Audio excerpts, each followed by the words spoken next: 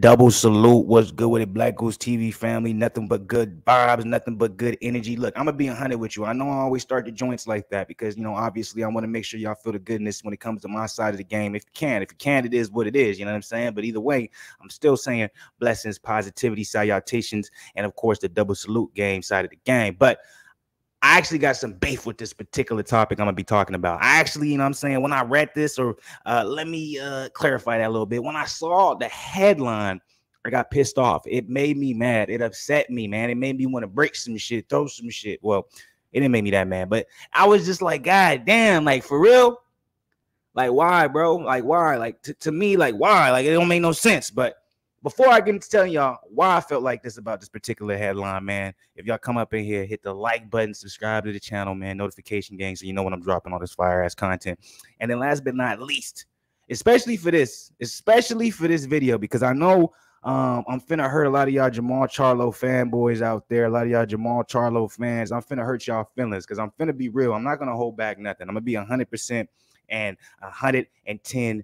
130%. You see how I kept adding on to that? I said 100, 110, 130. That means I'm gonna be all the way straight with y'all on how I feel about this particular topic, because it does piss me off, man. It does make me absolutely mad. If it doesn't make y'all mad and y'all got shit to say and y'all feel like I'm gaslighting, y'all feel like I'm being biased, whatever the case may be, man, y'all drop it below in the comments, because I want to know exactly why y'all feel the way y'all feel. The same way I'm finna tell you why I feel the way I feel. So now all that's out of the way, all the bullshit, I'm getting into this joint, man. And let me start with a disclaimer, man. I'm a fan of the Charlo brothers, and y'all all know, especially if you OGs of the channel, man.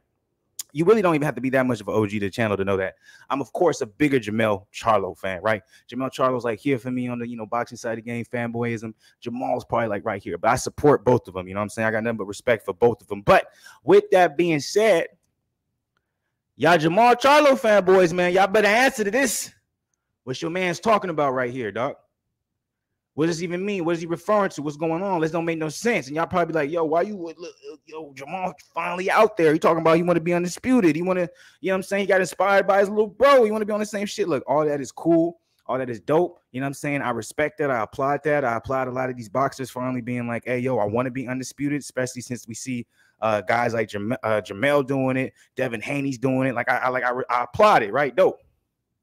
Usyk's probably gonna end up Usyk did it, you know what I'm saying? Like dope, all that shit is dope. But when a guy like Jermall Charlo says it at the particular time that he decided to say it, after injuring his back and not being able to fight Selecki, and supposedly the fight's postponed, but we haven't had a new date, and now you're talking about all of a sudden you want to be undisputed at 160, when before the Selecki fight you was talking about, oh, I want Canelo next, and Demetrius Andrade don't even deserve to fight me, and David Benavidez, man, fuck him, I'll beat him up. All these different things you were saying, man. You know what I'm saying? You were saying all these different things. Now, all of a sudden, you want to be undisputed at 160. Like what? Like, bro, Jermall, look, I ain't got nothing but love for you. You know what I'm saying? I've watched probably every one of your fights in the last 5 years, but, bro, this shit don't look good, man, at least from my perspective. If y'all think I'm capping, if y'all think I'm over the top, if y'all think I'm being on some extra shit, y'all go ahead and let me know below. But to me, I'm like, bro, what are you talking about? This is like one of the worst things to say at this particular time if you are not blinded by bullshit. I remember I dropped a video. I dropped a couple videos as soon as Canelo lost, nigga. I said everybody that was in the lottery, everyone that was in the sweepstakes to get the Canelo fight, everyone that was banking off the fact, hey, I'm going to keep my undefeated record, right, by fighting, pretty good opponents, fair to pretty good opponents. Never put myself in actual danger, so I can continue to be undefeated at the same, undefeated at the same weight class as Canelo, or a weight class under, where I'll always have an option where Canelo might end up being like, hey, I want him. And now I can build my legacy off of possibly beating Canelo or having a close fight with Canelo, right? It's that was the narrative I was getting from a lot of these fighters. Now, if you want me to be fair, I'm being 100% fair. I'm not leaving nobody out. Y'all know how much I love Boo Boo. I love Boo Boo Andrade. That's my guy. I throw him in that same exact category. Another dude who was like, yo, these are the opponents I have in front of me. I'm going to keep beating these guys, even though none of these dudes really do anything for my legacy. You know what I'm saying? If you're a fan of Boo Boo Andrade, you can tell everyone else that you fired, but everyone else is going to be like, nigga, who he fight for me to believe that he really that good? Like, you know what I'm saying? So I put Boo Boo in there. I put David Benavidez in there. Like, I put a lot of these guys in here, but there's a clear distinct difference when it comes to Jermall, David, and Boo Boo. right? Andrade, even though it's still his fault, he went with DAZN. DAZN promised him, hey, we're breaking into the U.S. market. That's what we're trying to do. We're going to be able to get you all these big fights. While we were able to get you these big fights, we're going to pay you big money. Obviously, that did not work out in the aspect of getting him the fights that he wanted, because Eddie Hearn didn't predict, or I can't remember if Eddie Hearn was over DAZN at the time when they signed Demetrius, but I'm pretty sure he did, because he signed a Matchroom, and that's where Eddie Hearn and DAZN started developing a relationship. That was around the same time that Tevin Farmer signed a Matchroom, and Eddie Hearn was really trying to break into the U.S. market. And he did it just the wrong way. He did it the wrong way. That was his first time. A lot of people don't know, man. I continue to say he screwed over Tevin Farmer and Demetrius Andrade's career because they basically said, hey, I'm going to give you guys big paydays and then get you guys the big fights. There's no way nobody will be able to refuse the amount of money that I'm going to put down to make sure you guys get the fights.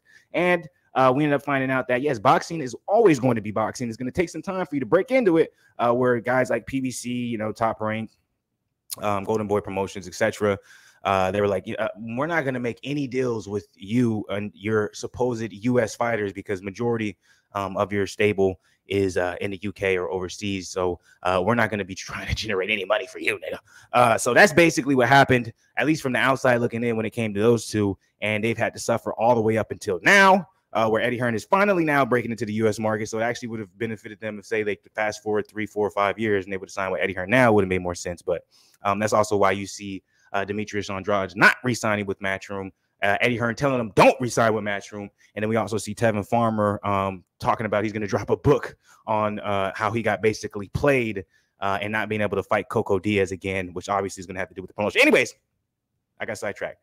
So I'm basically telling you guys it's a little bit of a difference when it comes to Andrade's situation, even though, hey, you chose to go with Eddie. You got paid, but you didn't get the big fights. And so you had to wait until you actually ended your contract, and now maybe you'll get the big fights. David Benavidez is younger than all these guys. David Benavidez is only 24, 25 years old. So in his perspective, it's like, okay, he doesn't really need to push for any of these fights because this nigga could wait till he's about 28, 29. He can start popping off, right? Around the same, like, remember, Andrade is 33, Jermall Charlo is 32, Canelo's 31, 32 years old, Triple G's 40, whatever, you know what I'm saying? So, or 39, whatever the case may be. So I'm like, when we're talking about, the top upper echelons of this middleweight division, super middleweight division, whatever the case, whichever division you want to talk about, since Canelo kind of floats around everything and people will just follow Canelo. Everyone's like in their 30s, right? David Benavidez is the only guy. He's literally 25 years old or 25 or 24 or something like that. So he's not even in his prime yet. So that's where I differentiate David Benavidez. And even with that being said, David Benavidez is one of the few guys who've actually called out Andrade. So, and then there's Caleb Plant. I forgot about Caleb Plant. But I kind of take Caleb Plant out of there because he was able to win in the Canelo sweepstakes where he got the fight. He lost. So Caleb really doesn't have to fight Jermall, David Benavidez, Demetrius, none of these other guys. If he doesn't want to, he's kind of set when it comes to his career because, hey, he had a great fight with Canelo and he kind of cruised into winning every fight after that on a pretty good payday because of what he got from Canelo. But anyways, so I basically just presented to you guys why I feel like David Benavidez is a little bit in a different situation. Caleb Plant is in a different situation. Andrade is in a different situation, even though they're all grouped together. The reason why I get so upset about Jermall, because Jermall is one of the few guys where he was actually in prime position to get a Canelo fight. I'm not saying, oh, the promotionals can, air out their difference, because a lot of y'all Jermall Charlo fans are going to come, no, Canelo was ducking them, da-da-da-da. Look, guys, one of the main criticisms I said to Andrade was like, if you really wanted the Canelo fight, in the last couple of years, you saw that Canelo didn't. He didn't. Basically, after the Triple G fight, he didn't want nothing to do with 160. So why would you continue to fight at 160? Especially, we all know, hey, Jermall, you can make 168. Hey, Demetrius, you can make 168. I'm not saying that's how you're going to be your most efficient. That's where you're going to be your most efficient. That's where you're going to be your most effective. But you can do it. So why wouldn't you move up? And that's another thing that takes David Benavidez out of the equation as well. And Caleb Plant, they're both natural super middleweights. Andrade and Jermall aren't. But guess what? What did Andrade do that I applaud him? He was going to take that chance this year. He moved up to 168, vacated that belt that all of a sudden Jermall Charlo wants, right? Because remember, Demetrius had that WBO belt at 160 for the longest, and Jermall never said he wanted to be undisputed.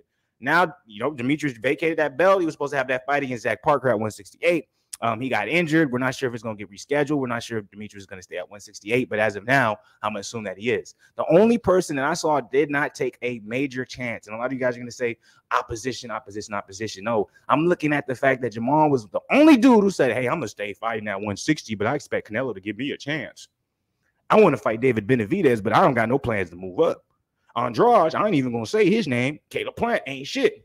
But I'm like, bro, you at 160. You ain't even moved up, my nigga. How do you even have room to talk? You're not even in the same conversation. So that's where all my anger comes from, man. I kind of ran it a little bit too extra on that one. I didn't even get into the nitty-gritty of the details. So let's go into this article, man. Let's stop going off of my perspective. Hopefully I got a lot of y'all Jermall fans mad, and y'all can come at me and go crazy in the comments below, man. I'm ready for all the smoke, nigga. I don't care what y'all got to say. So let's go straight to his actual quote, man. Fuck all this motherfucking fluff. You know what I'm saying? So this was on the Brian Custer podcast. I'm getting overlooked right now in the division. Such a stupid thing to say, respectfully. It's not me, y'all. I'm the 160-pound division. You know what I'm saying? I'm the 160-pound champion. Where are all the other belts at? I want all the belts in division like my brother Jermell. I want to be able to unify and become one of the best middleweights in history. So that's basically, you know, that's what it is. I take it, like I said, I kind of just gave my whole rant before this. And I also want to add that I did not add is we don't know yet whether or not this fight's going to be at 168 or 160 for the Triple G Canelo fight. That's one of the videos I'm going to be dropping. I'm going to be giving you the details on that. So once we find out the details on that, if this fight happens at 168, then it happens at 168, right? But if it happens at 160, then we know why Jermall Charlo is saying he wants to be undisputed. Why? Because Triple G got to build at 160. Right? And so if Triple G loses to Canelo, Jermall is now lined up for a Canelo fight. Clout chasing at its finest, baby. And that's my personal opinion, man. I might be absolutely wrong. I might be, you know what I'm saying, tripping. I might be coming at Jermall too hard. Hey, look, it's just my personal opinion. That's how I'm feeling, man. I'm geeked up today, man. I'm feeling good. So let me know how y'all feel about this particular video. I'm happy I was able to bring you this good shit because y'all don't know. I had a fire-ass video before this got ruined, my nigga. But I feel like it's a fire video too. But anyways, much love to people. Appreciate anyone who got this far into the video, man. As always, man, like the video, man. Subscribe to the channel if you're not part of the family. Comment on this joint notification gang on Schwarzenegger side of the game. I'll be back. By the way, Jermall, I ain't fucking with this. I'm not. That's a bullshit ass statement in my personal opinion. But hey, tell me why I'm wrong. You already know what it is. Much love.